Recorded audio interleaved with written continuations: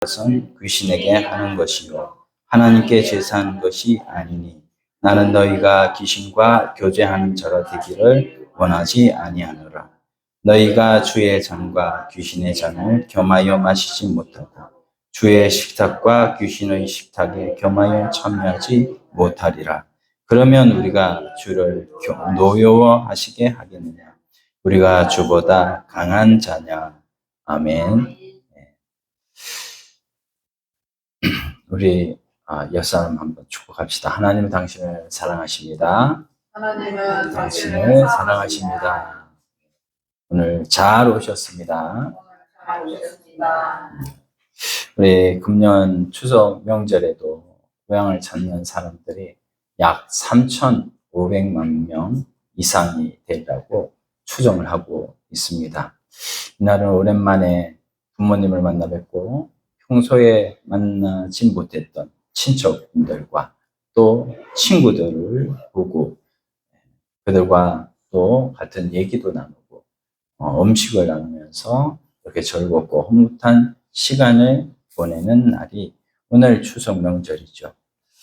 그런데 문제는 뭐냐면 하나님을 모르는 부모, 형제들이나 죽은 조상 앞에 제사를 지냄으로 해서 본의 아니게 얼굴을 붉히게 되고 때로 큰 소리가 나게 되며 급기야 모두 씁쓸한 마음으로 헤어지게 되는 일이 있기도 하죠. 명절마다 우리 성도들이 이런 안타까운 일을 당하는 것을 참으로 안타깝게 생각하는 것입니다. 아마 여기 계신 분들도 모두 다 이런 고민이 좀 있을 줄 아는데요. 우리가 그들에게 가지는 마음은 우리 형제들이 모두 다 예수님을 믿게 해주세요. 또 내가 그들에게 전도할 수 있게 해주세요. 제사를 지내는 대신 예배를 드릴 수 있게 해주세요. 라고 이렇게 기도를 많이 하실 수도 있습니다. 모두가 예수님을 믿음으로 다 같이 찬송하고 기도한다면 얼마나 아름다운 시간을 보낼 수 있을까요? 우리 성도님들의 간절한 기도가 꼭 응답되기를 소원합니다. 우리 추석 명절이 되면 죽은 조상 앞에 음식을 차려놓고 제사를 지내는 목적은 금년에도 농사가 풍년들게 해주신 조상의 은혜에 감사해서 조상의 언덕을 기리고 음식을 차려놓고 정성껏 대접하는 효도의 마음으로 제사를 지내는 줄 압니다. 어찌 보면 더할 나위 없이 아름다운 미풍양속으로 비춰질 수도 있지만 우리 기독교 입장에서 볼 때는 몇 가지 문제점이 있잖아요. 한국인으로서 기독교 신앙의 귀에서 신앙생활을 해보려고 할 때 가장 문제가 되는 게 바로 제사 문제이죠. 그래서 제사 때문에 한국교회가 피 흘리는 박해를 겪었고 또한 천주교는 더 많은 희생의 대가를 치르기도 했습니다. 지금 복음 전파에 큰 장애가 되고 있는 것도 사실입니다. 이런 제사라는 것이 어디에서 유래되었는가, 어떻게 규범화되었는지 그 유래를 우리가 좀 몇 가지 살펴본다면 세 가지 측면으로 살펴볼 수가 있어요. 우리 첫 번째는 역사적 측면이에요. 역사적으로 제사는 한국에서 생겨난 것이 아니고요. 중국에서 들어온 거죠. 13세기 이후에 왕가에서 제사를 지내라는 강요에 의해서 중국에서도 제사를 지내게 되는데 어떤 이론적인 뒷받침이나 이게 어떤 경험에 의해서 생겨난 것이 아니라 송나라 때 주자가 처음으로 조상에게 반드시 제사를 지내야 한다고 강조하고 그것이 하나의 철학으로 발전하고 우리나라에는 삼국시대부터 고려시대까지 불교가 융성해서 그때는 제사를 지내는 일이 없었어요. 그러다가 고려 말에 중국에서 성리학을 받아들이면서 이제 그때의 이성계, 이태조가 유교를 국교화하고 숭유를 정책을 펴면서 이제 백성에게 제사를 강요하게 되었죠. 그래서 이 제사는 국민 생활의 중심이 되고 또 그 뒤에 종교관의 핵심이 되었습니다. 두 번째로 이제 역사적 측면이 있다면 이제 계급 사회적 측면의 제사를 보면 사실상 이게 계급 사회를 반영을 하고 있어요. 초기에 황제들이요, 자기네 조상이 우월하다고, 자기네 조상 잘났다고 이렇게 자기네 조상에게 제사하는 그런 일이 있었는데, 이제 황제가 제사를 드리니까 그 후에 제후도 제사를 지내게 되었죠. 그 다음에 제상들도 제사를 지내다가 춘추 전국 시대에 이제 질서가 무너지면서 평민들이 야, 왕의 조상만 훌륭하냐? 우리 조상도 훌륭해 라고 하면서 왕의 허락도 없이 평민도 제사를 지내기 시작했다는 기록이 있습니다. 본래 제사나 족보라는 것은 모두 이 계급 사회를 반영을 한다고 해요. 조상 숭배도 사실상 역사적으로 보면 이 계급 사회와 관계가 있는 것이죠. 또 세 번째로 효의 측면에서 본다면 중국에서 주나라 때부터 제사가 성행했는데 그것은 주공의 정책에 의해서 효도의 방법으로 국법이 선포되었죠. 그래서 부모가 세상을 떠나면 그 자녀들은 모두 죄인이 되어가지고 죄수복을 입었는데 그것이 오늘날 상복이 되었죠. 초상 후에는 묘 옆에 운막을 지어놓고 3년을 지내야 하는 심요 3년이라는 것을 했고요. 그 후에 가정으로 돌아와서 매년 기일에 아직도 살아계신 부모님 위로하고 특별히 절을 대접하고 절을 했던, 그래서 이런 일들이 이제 시대가 발달되면서 또 이런 이런 일들이 효도의 이 방법이 이제 나중에 이제 위패를 모셔놓고 제사를 지내는 이런 걸로 발전하게 되었습니다. 처음에는 살아계신 부모님을 위로하고 효도하기 위해 했던 그런 제사가 점점 무형화되어 가면서 제사의 제도도 변천되었고 산부모가 아닌 죽은 부모를 제사한 조상숭배로 바뀌게 된 거예요. 제사 유래에서 살펴본 것처럼 원래 제사는 고관들이 훌륭한 조상을 기념하고 자랑하기 위해서 지내게 되었고 또 산부모를 공경하고자 한 데서 시작되었으나 이것이 점점 유교의 효, 또 제사 제도, 윤리, 사회, 정치적인 요소 때문에 종교적인 요소로 발전하게 되죠. 원래 유교는 공자의 가르침이잖아요. 근데 공자는 영원불멸에 대해서 사후세계에 대해서 별로 가르치지 않았는데 시간이 감에 따라서 유교 전통이 일반 토속 신앙하고 접목이 되면서 점점 하나의 종교적인 요소를 포함하게 되었습니다. 우리 제사는 그래서 자기네 조상이 훌륭하다는 것을 자랑하는 데서 시작이 되었고 점점 무형화되면서 죽은 부모에게 제사하게 되고 죽은 부모는 귀신이 되어 무서운 존재로 비춰지고 그래서 제사를 정성껏 모셔야 후손이 복을 받는 이런 종교적인 사상으로 변천했던 것이죠. 그래서 지금은 조상신을 숭배하는 종교적인 위치로 자리 잡고 있는데 요 근래에는 우리 기독교도 보면 탈종교, 탈기독교화 이런 시대가 되지 않았습니까? 그런데 그런 것이 없어지면서 제사를 안 지내는 사람들도 많더라고요. 그래서 전도를 하다 보면. 그래서 제사를 지내는 가정도 많이 있지만 안 지내는 가정도 있더라라는 것입니다. 그렇다면 이런 추석 명절에 대한 문제점은 없을까? 추석 명절의 문제점, 제사 문제의 문제점은 성경에서 제사는 오직 하나님께만 드리는 게 제사라는 겁니다.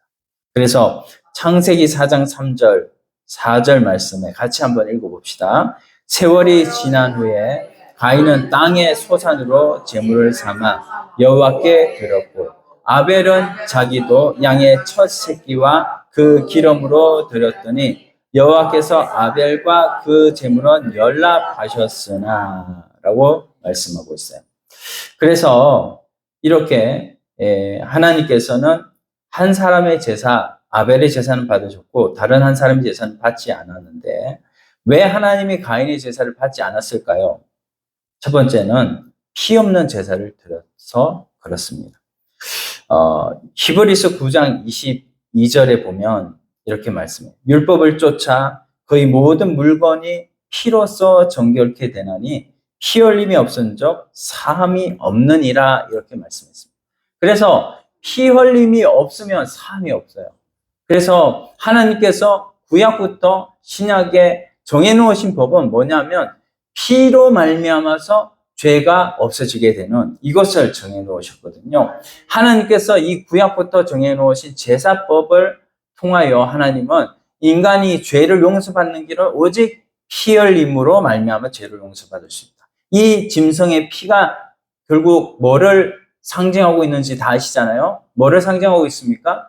미래에 오실 예수 그리스도의 십자가의 대속을 상징하고 있는 거예요. 그러므로 이 아벨에 드렸던 제사는 하나님 앞에 피의 제사를 드렸기 때문에 그가 드렸던 제사로 인해서 그는 죄사함을 받았던 사람이 된 것이죠. 그런데 가인은 그런 하나님의 뜻을 알지 못했습니다. 물론 그것을 하나님이 나무라신 것은 아니에요. 두 번째가 이제 보면 악한 마음을 가지고 있었기 때문입니다. 가인이 얼마나 악독한 인간이었는지 요한일서 3장 12절 말씀에 보면 이렇게 말씀합니다. 가인같이 하지 말라. 저는 악한 자에게 속하여 그 아우를 죽였으니 어찐 연고로 죽였느냐. 자기의 행위는 악하고 그 아우의 행위는 의로움이니라. 이렇게 말했어요. 자신이 악하고 다른 사람이 선하면 악한 것을 가지고 선을 죽여야 되겠습니까? 그건 아니잖아요. 내 악한 것을 가지고 하나님 앞에 죄인입니다라고 하나님 앞에 죄 용서를 구하고 선한 자의 그 선한 행동을 본받고 살아가야 되는 것이 당연하구만 가인은 그렇지 않았다는 거예요. 자신의 악함을 가지고 이 선한 이 아벨을 죽인 이 가인. 그래서 성경은 이렇게 요한일서에 말씀하고 있는 것이죠. 여러분 지금 이 시간 우리가 모여서 이렇게 소수의 인원이 예배를 드리고 있지만 그러나 믿음으로 드리는 사람도 있고요. 또한 그렇지 않은 사람도 있다는 거예요. 우리 어떤 사람이 되어야 되겠습니까? 오늘 우리가 여기에 사람이 몇 명이든 간에 우리는 믿음으로 드리는 제사가 되어야 될 줄로 믿습니다. 믿음으로 예배를 드린다는 말이 무엇이냐? 한마디로 하나님을 사랑하고 예수 그리스도의 십자가의 보혈을 붙들고 예배의 자리에 참석했다는 것을 말씀하고 있는 거예요. 여러분 미리 예배에 나와서 찬송으로 하나님 앞에 영광을 돌리고 내 지난날의 과거를 돌아보면서 하나님 앞에 하나님 나는 죄인이었습니다. 하나님 내 죄를 용서하여 주시옵소서. 예수 그리스도의 이름으로 용서하여 주시옵소서. 예수 그리스도의 십자가를 붙들고 나와서 기도하고 하나님 앞에 드리는 예배를 하나님이 그 예배를 기뻐하시고 그 예배를 받으신다는 것이지 그냥 하나님 앞에 시간에 헐레벌떡 와가지고 하나님 앞에 그냥 참석하는 그런 예배는 하나님이 기뻐하시지 않는다는 거예요. 하나님 앞에 드리는 예배는 진심으로 우리의 모든 중심을 다 들여서 요한복음 4장 24절에 말씀하셨잖아요. 하나님 앞에 예배 드리는 자는 영과 진리로 예배할지니라고 했잖아요. 우리의 영혼이 깨끗해짐으로 말미암아 하나님과 연결이 되고 그렇게 하나님 앞에 예배를 드려야 하나님이 그 예배를 받으시는 것이죠. 오늘 내가 하나님의 죽어서 심판대 앞에 갔을 때에 하나님 저 예배 드리고 주일마다 하나님 앞에 나가서 예배 드렸어요. 이렇게 말할 수 있겠지만 우리가 그 말하는 말은 모두 다 하나님 앞에 변명이 될 수밖에 없어요. 하나님이 너 예배 안 드렸어. 하나님 나는 너 예배 드린 거 몰라 라고 말씀하시면 우리가 무슨 말을 할 수 있겠어요. 하나님 앞에 예배 드리는 그 예배는 최소 예배 3분 전에 와가지고 하나님 앞에 간절히 기도하며 내 죄를 하나님 예수 그리스도의 보혈로 깨끗하게 씻어주시고 나의 드리는 예배를 주님 받아주시옵소서. 오늘 아벨의 제사를 드렸을 때에 하나님은 아벨에게 기쁨과 감사와 마음의 평강이 넘쳐났던 거예요. 그러나 가인은 뭐지요? 하나님 앞에 그런 예배를 드리지 않았기 때문에 가인에게는 마음의 평강이 있었을까요? 오늘 우리가 예배 드리고 나서는 마음에 평강이 있고 감사가 있고 은혜가 넘치고 성령이 충만한 이런 우리의 결과가 맺어져야 되는데 그렇지 않다면 하나님 앞에 내가 오늘 드린 예배를 과연 하나님 받으셨을까? 한번 우리가 돌아봐야 된다는 것이죠.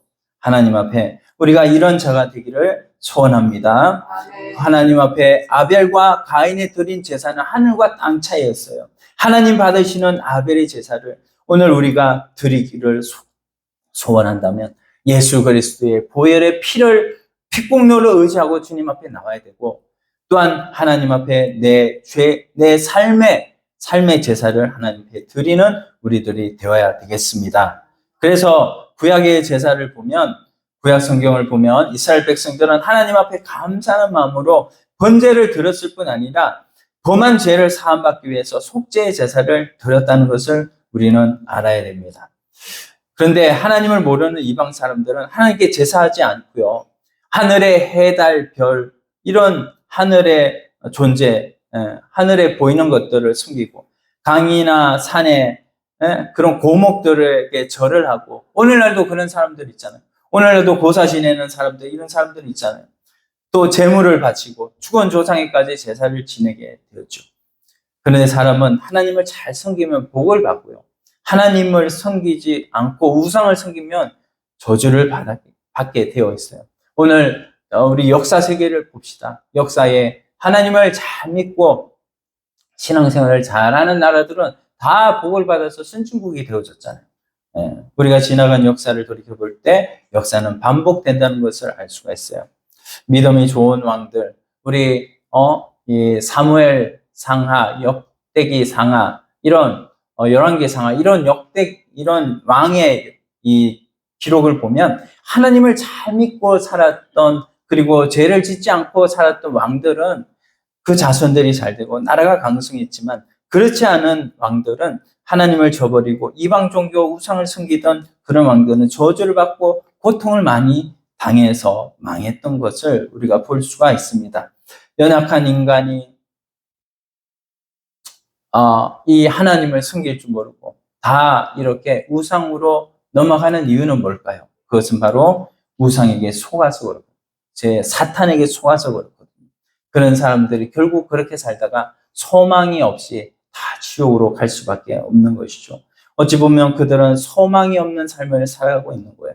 그러나 하나님께서 인간들을 불쌍히 여겨서 독생자 예수 그리스도를 이 땅에 보내주셨고, 예수님께서 십자가에 못 박혀 죽어주심으로 십자가에 흘리신 보혈로 우리의 과거, 현재, 미래의 모든 죄를 대속해 주셨다는 이 사실을 믿고 하나님 앞에 진심으로 감사하는 자는 하나님이 주시는 엄청난 복이 우리의 영과 또 마음과 몸에 충만할 줄로 믿습니다. 그러므로 이제는 더 이상 우리가 하나님 앞에 짐승을 잡아서 드리는 제사가 아니라 오직 예수 그리스도의 보혈만 붙들고 주님 앞에 나오면 되는, 이래서 이제는 짐승의 제사가 없어졌고 이제는 제사법을 완전하게 성취하신 예수 그리스도의 이름만으로 하나님 앞에 예배드리는 길이 열려졌으니 히브리서 10장 10절에 그것을 말씀하고 있어요. 읽어보겠습니다.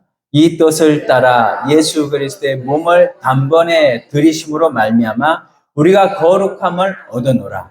제사장마다 매일 서서 섬기며 자주 같은 제사를 드리되 이 제사는 언제든지 죄를 얻게 하지 못하거니와 그리스도는 죄를 위하여 한 영원한 제사를 드리시고 하나님 우편에 앉으사 그 후에 자기 원수들로 자기 발등상이 되게 하실 때까지 기다리시나니 그가 거룩하게 된 자들을 한 번의 제사로 영원히 온전하게 하셨느니라. 아멘. 한 번의 제사로, 한 번의 제사가 뭐냐? 바로 예수 그리스도의 십자가의 대속이죠. 그 대속이 한 번에 드린 제사인데, 그 제사로 우리의 모든 과거, 현재, 미래의 죄를 다 주님이 대속하셔서 이제는 예수 그리스도의 이름만으로 하나님 앞에 기도하고 마무리하면 하나님이 그 예수 그리스도의 그 영원한 산 제사를 받으셨기 때문에 우리를 영원히 온전하게 하셨느니라, 이렇게 말씀하고 있는 거예요. 과거형으로 말씀하셨어요. 우리 성경을 볼 때는 시제를 잘 봐요. 과거형으로만. 그래서 하나님의 택한 자를 온전하게 하셨다. 우리가 그 기쁨이 우리 안에 충만하기를 소원합니다. 그래서 17절, 18절에 하나님께서 말씀하셨어요. 또 그들의 죄와 그들의 불법을 내가 다시 기억지 아니하리라 하셨으니 이것을 사하셨은즉 다시 죄를 위하여 제사 드릴 것이 없느니라 말씀하셨습니다. 하나님 앞에 우리가 하나님 앞에 이 주님이 대속을 완전히 드리셔가지고 이제는 우리가 하나님 앞에 이 죄를 사함을 우리가 죄를 여전히 짓는 이런 상황 속에 있기 때문에 우리가 과거, 현재, 미래까지 죄사함을 받았지만 우리는 죄와 상관없는 삶을 살아가야 되는 것이 하나님의 목적이에요. 우리가 예수 그리스도로 말미암아 새 생명을 얻었다면 새 생명을 얻은 자의 삶은 그 삶의 기본적인 태도는 뭐냐면 이제는 죄와 상관없이 살아가는 주의 백성들이 되는 것이 하나님의 뜻이고 하나님의 목적이기 때문에 그 삶으로 살아가는 주의 백성들이 다 되기를 소원합니다. 우리가 하나님 앞에 이제는 어떻게 살아가야 되는가? 미래죄까지 다 용서받았다고 그냥 막 살아가도 되느냐? 그게 아니라는 거예요. 하나님의 목적은 죄사함을 주신 목적을 깨달아야 되는데 성경은 뭡니까? 성경은 언약사도 나오고 구속사도 나오고 목적사도 있다는 거예요. 구속사까지 알면 안 되는 거예요. 목적사가 나오는 거예요. 목적사라는 것은 하나님의 목적이 분명히 있다는 겁니다. 우리를 예수 그리스도의 십자가 독생자의 피를 흘려가면서 독생자를 죽이시면서까지 우리에게 구원을 주신 하나님의 목적이 있는데 그 목적은 바로 하나님의 목적을 이루어 달라고 하나님의 살아계심을 보여달라고 세상에 보여주라고 하나님께서 우리에게 그런 은혜를 주셨다는 것입니다. 그러므로 우리가 하나님 앞에 이제는 예배 드릴 때 하나님 앞에 이제는 회개하는 자로 우리가 나가기를 소원합니다. 지었던 죄를 회개하는 그 삶으로 나아갈 때 하나님은 우리의 예배를 받아주십니다. 또한 두 번째로는 하나님이 우리를 받아주시는 이 놀라운 은혜에 감사하는 것입니다. 감사하는 자에게 하나님은 더욱더 큰 은혜를 주십니다. 또한 세 번째로 말씀을 잘 듣는 것입니다. 성경 말씀에 듣는 것은 뭐냐면 말씀을 순종하는 거예요. 순종하는 자를 하나님이 기뻐하십니다. 오늘도 제가 사람으로 이렇게 하나님 말씀을 전하지만 하나님 말씀을 대언하는 것으로 믿고 나에게 주시는 말씀이라고 생각하고 하나님을 순종하는 자에게는 하나님께서 더욱더 큰 복을 주실 줄 믿습니다. 오늘 본문에 돌아가서 이제 본다면 우리 고린도전서 10장 20절 말씀에 보면 대저 이방인이 제사하는 것은 귀신에게 하는 것이요 하나님께 제사하는 것이 아니니 나는 너희가 귀신과 교제하는 자 되기를 원하지 아니하노라. 너희가 주의 잔과 귀신의 잔을 겸하여 마시지 못하고 주의 상과 귀신의 상에 겸하여 참여치 못하리라 이렇게 말씀하셨어요. 사실 죽은 자가 뭐가 의식이 있습니까? 죽은 자는 태워도 몰라요. 그래서 우리가 사람이 죽으면 화장을 하는 이유가 뭡니까? 죽은 자는 모르기 때문에 화장을 하는 거죠. 영혼이 떠나버린 그 사람은 아무리 가스불에 올려놔도 그 사람 뜨거워 이렇게 말을 하는 것이 아니잖아요. 고통을 느끼는 것은 뭐예요? 육체가 고통을 느껴요? 아니요. 영혼이 고통을 느끼는 거예요. 영혼이 떠나버리면 고통을 못 느끼는 겁니다. 육체는. 그래서 내 영혼이 지옥에 가서 그 지옥의 영원한 고통을 느끼는 거예요. 우리가 하나님 앞에 우리는 이제 우리가 우리 친척들이나 나는 제사하지 않더라도 우리 친척들이나 이런 불신자들이 제사하는 것은 모두 다 귀신에게 하는 것이다. 이 영의 세계에 대해서 우리가 잘 몰라서 제가 좀 유튜브에 유명한 박효진 장로님을 이렇게 봤는데 그 박효진 장로님이 그 어떤 집사님하고 이제 평소에 이제 굉장히 영적으로 이렇게 통하는 그 집사님이죠. 이제 밤늦도록 이제 믿음의 동역자는 기도하다가 이제 집으로 돌아오는 길에 새벽 1시를 넘겼는데 집으로 돌아오는 그 길에 막 엄청난 냄새가 막 진동을 하는 거예요. 그런데 그게 냄새가 뭐냐면 옹기도마라고 아세요? 옹기도마. 옛날에 옹기를 굽던 동네라고 해서 이름이 그렇게 붙여진 것 같은데 이 앞을 지날 때 막 썩는 냄새가 진동을 했다라는 겁니다. 그렇게 지독한 냄새가 코를 찔러서 그게 무슨 일인가 한번 찾아가 봤다는 거예요. 그러니까는 그렇게 가보니까 그 집이 이제 활짝 문이 열려 있고 전등불 아래서 사람들이 막 분주하게 막 이렇게 제사들이 지내는 준비를 하고 있었다는 거예요. 그래서 거기에 사람들이 빨랫줄을 땅에다 막 널어놓고, 왜냐하면 귀신이 들어오다가 그 빨랫줄에 걸리지 않게 하려고 그렇게 널어놨다는 거죠. 그리고 제사장 앞에 절을 하고 있었고요. 갖가지 제물들, 그리고 제사상 중앙에는 그 제사를 누구를 위해 드립니까? 조상을 위해서, 죽은 조상을 위해서 드리는데 그 네 분의 사진이 놓여 있었는데, 이제 그 때에 이제 긴장하면서 대충 살펴보니까 그때까지 귀신이나 악령을 추상적으로 알고 있었던 이런 이제 박효진 장로님이나 이분들이 그때 귀신을 본 거죠. 추상적으로 알고 있던 그 귀신의 악한 영들이 눈앞에 보여진 거예요. 그래서 제사상위는 물론이고 온통 귀신 천지라는 제사를 드리는데, 그래서 엄청난 수백을 헤아리는 이런 엄청난 귀신떼들이 온 집을 누리고 막 육신을 들락날락하고 막 그 사람들 입으로 들어갔다가 사람들 몸을 휘젓고 막 여기저기로 나오고, 그래가지고 그렇게 허공을 빙글빙글 돌면서 이렇게 하고 있는 그런 광경 속에서 정말 중요한 두 사람, 이 영정 사진 두 사람이 있었던 그 영혼들은 안 보였다는 거예요. 그래서 제사 드리는 것이 뭡니까? 오늘 말씀처럼 뭐예요? 귀신한테 제사하는 거예요. 사람이 한번 지옥에 들어가면 끝인 거예요. 더 이상 나올 수가 없는 거예요. 그런데 우리는 그것을 모르니까 무지한 우리를 귀신이 꿰어서 이제는 귀신한테 제사하라고 이렇게 우리에게 조상을 이 효의 이 마음을 이용해 가지고 조상 제사를 드리게 하는 것을 우리는 알아야 한다는 겁니다. 그래서 이 조상 제사하는 제사상은 모두 다 귀신의 놀이터고 인간을 더럽히는 사탄의 유임을 우리가 알고, 이제는 우리가 제사는 누구한테만 드려야 된다.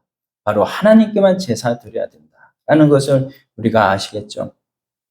그래서 여기에 대해서 이 시편 106편 28절 29절에 말씀하고 있어요. 같이 한번 읽어볼까요? 저희가 또 바알벌과 연합하여 죽은 자에게 제사한 음식을 먹어서 그 행위로 주를 경록케 함을 인하여 그 중에 재앙이 유행하였도다. 이거는 어디 민수기 25장을 말씀하고 있는 건데요. 민수기 25장의 사건이 뭐냐면 이스라엘 백성들이 광야를 지나서 이제는 가나안 땅을 들어가야 되는데 모압이라는 곳이 있었거든요. 근데 그 모압에 다다라서 모압 여자들이요, 굉장히 아리따운 여자들이 다 이스라엘 백성들을 어떻게 해야 되냐면은 다 이제 죄를 짓게 만들어야 되는 거예요. 그걸 누가 가르쳐 줬어요? 그걸 그 발람이라는 선지자, 이 악한 선지자가 가르쳐 줬죠. 거짓 선지자가. 그래서 그거 가르쳐 준 대로 죄를 짓게 만들었어요. 그래가지고 그 죄를 짓는 장면이 뭐냐면 이 제사 음식 먹고 그리고 이 여자들과 행음을 하고, 이런 일들을 통해서 하나님께서 그 이스라엘 백성들을 어떻게 했냐면은 이때 엄청나게 많은 24,000명이 하루에 죽는 이런 일들이 벌어지게 된 것이요. 그래서 여러분 이거를 알아야 됩니다. 믿는 자가 우상 숭배나 우상 제물을 먹은 결과가 어떻게 되느냐. 첫째로는요, 고린도전서 8장 7절에 보니까 신앙 양심이 힘없고 더러워진다고 그랬어요. 우리는 하나님께서 예수 그리스도의 십자가의 대속으로 말미암아서 우리를 살려주셨어요. 우리 영이 죽었던 자인데 예수 그리스도를 믿음으로 말미암아서 우리가 살아났거든요. 영이 살아났어요. 영이 살아난 사람은 그 속에 누가 거하세요? 그 영에 성령께서 거하시거든요. 성령께서 거하시는 그 영혼에게는 신앙 양심이 있다. 산 양심, 신앙 양심. 그 신앙 양심이 힘없고 더러워진다는 겁니다. 그래서 이것을 고린도전서 8장 7절에 말씀하고 있고 베드로전서 3장 21절에 말씀하고 있습니다. 또한 우리가 우상숭배 이런 죄를 우상점을 먹으면 우상숭배자가 되는 것이죠. 자, 우상숭배자가 되며 하나님 나라를 상속하지 못한다고 고린도전서 6장 9절로 10절 말씀하고 있고요. 또한 주를 경록케 한다고 그랬잖아요. 우리 주님을 경록케 하면 누가 우리를 위해서 기도를 해주겠습니까? 누가 우리를 용서를 해주죠. 그래서 우리를 경록케 하는 이런 하나님을 경록케 하는 이런 죄를 우리가 저지르지 않아야 되겠다. 그 다음에 재앙을 당한다고 말씀했어요.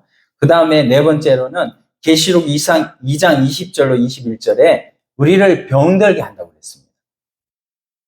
자, 여섯 번째는 환난 가운데 던지고 자녀들을 죽인다. 그래서 계시록 2장 20절로 23절에 말씀하고 있고요. 하나님 나라를 상속받지 못한다. 그 다음에 둘째 사망의 해를 당한다. 이렇게 말씀하고 있습니다. 그래서 우리가 믿는 자가 우상숭배나 우상제물을 먹은 결과가 이렇게 무서운 것임을 알고 우리는 하나님 앞에 우상숭배 죄를 저지르지 않고 효도를 잘 행해야 되는데 효도를 어떻게 행해야 되는가? 출애굽기 20장 12절에 보면 이렇게 말씀해요. 같이 읽어봅시다. 내 부모를 공경하라. 그리하면 내 하나님 여호와가 내게 준 땅에서 내 생명이 길리라. 죽은 조상에게 제사하는 것이 과연 효도가 되느냐? 아니죠. 효도가 되는 것이 아닙니다. 우리가 살펴본 바와 같이 조상에게 제사하는 것이 아니라 귀신에게 제사하는 것이다. 그래서 우리가 이거를 알아야 돼요. 우리 기독교는 5계명에 말씀하셨듯이 내 부모를 공경하라고 말씀하셨고 구약에만 있는 것이 아니라 신약에도 이것을 에베소 6장 1절로 3절 말씀에 말씀하고 있어요. 자녀들아 주 안에서 너희 부모에게 순종하라. 이것이 옳으니라. 내 아버지와 어머니를 공경하라. 이것은 약속 있는 첫 계명이니 이로써 내가 살되고 땅에서 장수하리라. 이렇게 말씀합니다. 약속 있는 첫 계명이라는 거예요. 내 부모를 공경하라는 거예요. 이것을 어릴 때부터 우리 자녀들에게 분명하게 가르쳐주면 이 자녀들이 자라서 얼마나 부모를 공경하겠습니까? 어릴 때부터 자녀를 말씀으로 그래서 양육해야 되는 것입니다. 그래서 이렇게 우리가 하나님 앞에 이런 이 5계명이나 약속 있는 계명을 받았기 때문에 우리는 더욱더 살아계신 부모님이 살아계실 때에 더욱더 잘해야 되고 더욱더 자주 만나 뵈야 되고 더욱더 말도 이쁘게 잘해야 되는 거죠. 어머니 아버지 감사해요. 이렇게 키워주신 은혜 감사해요. 늘 부모님 덕분에 성공했습니다. 부모님 덕분에 이렇게 잘 삽니다. 이렇게 부모님의 언덕을 높여드리면 부모님께서 얼마나 좋아하시겠어요. 음식을 해도 부모님을 먼저 섬겨드리고 하나님 아버지께 드리는 11조, 그 11조를 하나님 앞에만 드리지 말고 그 11조를 부모님을 드리면 부모님은 얼마나 좋아하실까요? 그래서 기독교 효도가 산효도고 실제적인 효도이고 참 효도인 것이죠. 그러나 이방 종교의 효도는 뭐예요? 죽은 효도라는 거예요. 형식적인 효도, 거짓 효도. 우리가 귀신에게 하는 제사를 보았듯이 그렇게 우리가 하나님 앞에 아름다운 효도는 바로 살아 계신 부모님한테 드리는 효도이다. 그래서 우리 때로 이게 이제 추도 예배가 나오는데 이 추도 예배, 추모 예배는 어떤 사람들은 제사를 이렇게 제사 드리지 말고 이 추도 예배로 하면 된다 이렇게 말을 하지만 성경 말씀에 그랬죠. 데살로니가전서 5장 22절 말씀에 같이 한번 읽어봅시다. 악은 모든 모양이라도 버리라. 이게 바로 하나님의 주신 명령이에요. 악은 모든 모양이라도 버리라. 우리에게 주신 예수 그리스도의 십자가의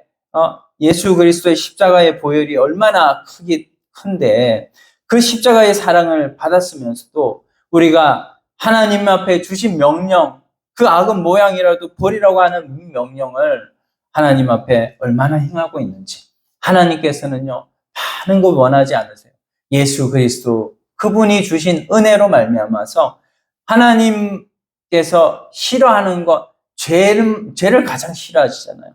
그 죄를 본다는 그런 모양이라도 버리는 이 삶을 살아갈 때에 우리가 하나님 앞에 더욱더 큰 하나님의 축복이 우리에게 기다리고 있음을 믿고 하나님 앞에 이 삶으로 나가는 저와 여러분들이 되기를 간절히 소원합니다. 누가복음 16장에 부자와 나사로의 우리가 볼 수 있듯이 부자는 어디에 갔어요? 지옥에 갔잖아요. 나사로는 아브라함의 품 천국에 들어갔습니다. 그런데 이 부자가 지옥에 들어가서 나올 수 있었어요? 없었어요? 나올 수가 없었어요. 그런 나올 수가 없는 그가 부탁한 것이 뭐예요? 지상에 가서 지금 있는 세상에 가서 그 형제들이나 우리 나와 관계 있는 사람들한테 좀 가서 복음을 전해달라고, 그들에게 죽어서 나타나는 사람들이 얘기를 해주면 그들이 듣고 믿을 겁니다. 그랬는데 하나님이 아니다. 그들에게 전도자가 있으니 그들이 그걸 믿고 올 것이다. 이렇게 말씀하셨잖아요. 우리에게 안 믿는 부모가 지옥에 갔다고 한다면 그 부모님이 원하는 것은 예수님을 믿고 천국에 들어가는 것을 부모님이 간절하게 원하시는 것이죠. 말씀을 맺습니다. 우리 사랑하는 성도 여러분, 여러분의 가정과 자녀들이 하나님의 축복을 받기를 원한다면 우리 우상 숭배를 멀리해야 됩니다. 귀신과 교제하는 자가 되어서도 안 되고요. 우리 인생의 걸음을 지키시며 인도하시는 분, 그 여호와 하나님이 사랑하는 독생자까지도 죽여가면서 나를 사랑하신 그 사랑을 깨닫고 이제는 하나님 앞에 그 하나님이 가장 싫어하는 죄를 멀리하는 그 삶을 살아서 우리가 주님 앞에 섰을 때 주님이 주시고자 하는 모든 약속된 복을 그날만 받을 것이 아니라 그 이전의 세상에서도 모두 받고 주님 앞에 서는 주의 백성들이 되기를 간절히 소원합니다. 이 믿음으로 하나님 앞에 살아 하나님의 모든 축복을 다 받는 영교회 모든 성도님들이 되시기를 간절히 축원합니다. 아멘. 우리 한번 말씀 생각하시면서 간절하게 하나님 앞에 기도드리겠습니다. 아버지 하나님 감사합니다. 주님 아버지, 주님께서 우리를 사랑하시사 아버지 하나님 이 귀한 말씀을 주신 주님, 우상 숭배죄를 얼마나 하나님이 싫어하시는지 우리를 통하여 가르쳐 주셨사오니 하나님 아버지, 이제는 하나님께서 원하시는 그 삶을 살아드리는 저희가 되게 하여 주시옵소서. 하나님은 죄를 멸하시고 죄를 가장 싫어하시는 분이십니다. 하나님이 정하신 우상 숭배 아버지 하나님 10계명의 1계명 2계명이 다 우상에 대한 계명입니다. 하나님 아버지, 그 우상 숭배의 죄 아버지 하나님, 조상 숭배도 하나님 우상의 제물도 모두 다 이 죄임을 알고 하나님 기뻐하시는 삶을 이루어드려서 하나님 받고자 하는 모든, 주시고자 하는 모든 복을 받아 누리는 주의 백성들 다 될 수 있도록 하나님께서 함께하여 주시옵소서. 감사합니다. 주님 도와주시옵소서. 우리 모든 성도들 이거를 깨닫게 하여 주시고 이제는 하나님의 뜻을 이루며 살아가는 주의 백성들이 되어서 하나님 아버지, 이 땅에서나 내세에서나 모두 주의 복으로 충만히 받고 주님 영원한 삶을 누리는 저들 되게 하여 주시옵소서. 94장 찬송 드리겠습니다. 94장입니다. 주의 수보다 더 귀한 것은 없네. 이 세상 부귀와 바꿀 수 없네.